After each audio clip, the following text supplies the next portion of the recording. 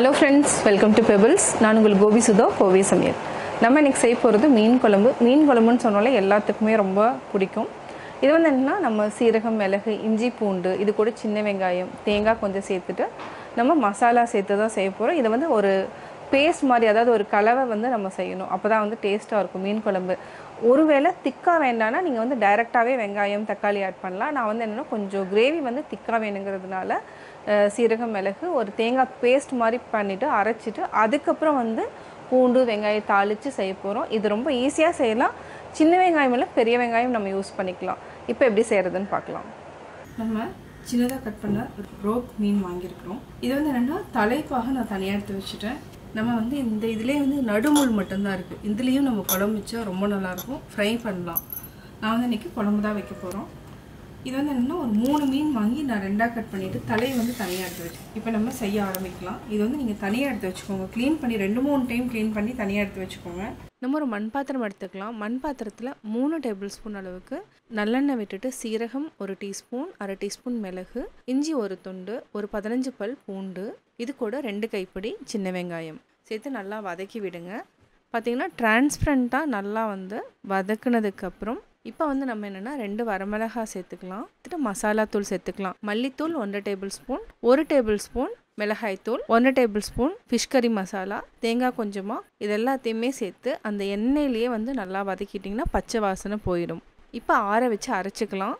நம்ம இந்த கலவை என்னென்னா சின்ன வெங்காயம், பூண்டு, இஞ்சி, தனியாத்தூள், வரமிளகாய் தூள், காஷ்மீரி மிளகாய் தூள், இது கூட நம்ம ஃபிஷ் கறி மசாலாவும் சேர்த்துக்கலாம். அதுக்கு பதிலாக நம்ம மிளகாய் தூள் கூட சேர்த்துக்கலாம். சோம்பு பொடி நான் கொஞ்சமாக ஆட் பண்ணிக்கிறேன். நம்ம மசாலான்னு பார்த்தீங்கன்னா இவ்வளோ தான் நம்ம ஆட் பண்ணிக்கிறோம். இதனால் தேங்காய் சேர்த்து நல்லா வதக்கிட்டோம். இப்போ நம்ம அரைச்சி ஒரு பேஸ்ட் பண்ணிக்கலாம். ஃபஸ்ட்டு இதை அரைச்சி எடுத்துகிட்டு வந்துடுறேன். இப்போ நம்ம 3 டேபிள் ஸ்பூன் அளவுக்கு நல்லெண்ணெய் அல்லது தேங்காய் எண்ணெய் விட்டுக்கலாம். நான் வந்து இன்றைக்கி நல்லெண்ணெய் விடுறேன். லாஸ்ட்டில் வந்து தேங்காய் எண்ணெய் வந்து 2 டேபிள் ஸ்பூன் அப்படியே மேலே ஊற்றிக்கலாம். நல்லா காஞ்சதுக்கப்புறம் கடுகு ஒரு 1/4 டீஸ்பூன் அளவுக்கு சேர்த்துக்கோங்க. இது கூட சின்ன வெங்காயம், பூண்டு, கருவேப்பிலை, ஒரே ஒரு பச்சை மிளகாய், 2 வரமிளகாய் சேர்த்துக்கலாம்.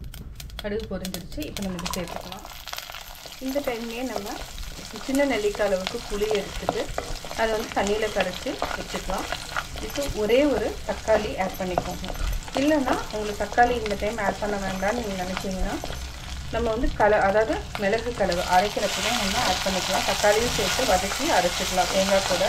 அப்படி அரைக்கலைன்னா நீங்கள் இந்த டைமில் தக்காளி சேர்த்துக்கலாம். நாட்டு தக்காளி 1 மட்டும் நம்ம ஆட் பண்ணிக்கிறோம். இதை நல்லா வதக்கிக்கலாம்.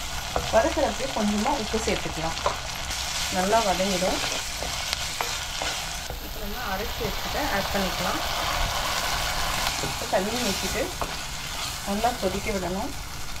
ஒரு சிலர் நான்வெஜ் சாப்பிடாதவங்க இருந்தாங்கன்னா இதை வந்து புளி ஊற்றினதுக்கப்புறம் நல்லா கொதிச்சதுக்கப்புறம் நீங்கள் எடுத்து வச்சிங்கனாலும் புளி குழம்பு மாதிரி நல்லா டேஸ்ட்டாக இருக்கும். இப்போ நம்ம காரம் இருக்கான்னு செக் பண்ணிக்கலாம். காரம் கரெக்டாக இருக்குது. இப்போ நம்ம உப்பு கொஞ்சம் சேர்த்துக்கலாம். ஒரு 5 நிமிஷம் நல்லா கொதிக்கட்டும். அதாவது சிம்மில் வச்சோன்னா, இல்லைனா 3 மினிட்ஸ் நல்லா கொதிச்சாலே போதும். அதுக்கப்புறம் நம்ம புளி ஊற்றணும். புளி பார்த்திங்கன்னா சின்ன நெல்லிக்காய் அளவுக்கு எடுத்து இது மாதிரி நான் கரைச்சி வச்சுருக்கிறேன். இது கொதிச்சதுக்கப்புறம் நம்ம நல்லா ஊற்றிக்கலாம். ஏன்னா என்னென்னா பச்சை வாசனை போகணும். அப்போ தான் வந்து மீன் குழம்பு டேஸ்ட்டாக இருக்கும். நல்லா கொதிக்கட்டும். கொதி வந்ததுக்கப்புறம் புளி தண்ணி ஆட் பண்ணிக்கலாம். கொதிச்சிருச்சு நல்லா. இப்போ நம்ம புளி தண்ணியை ஆட் பண்ணிக்கலாம்.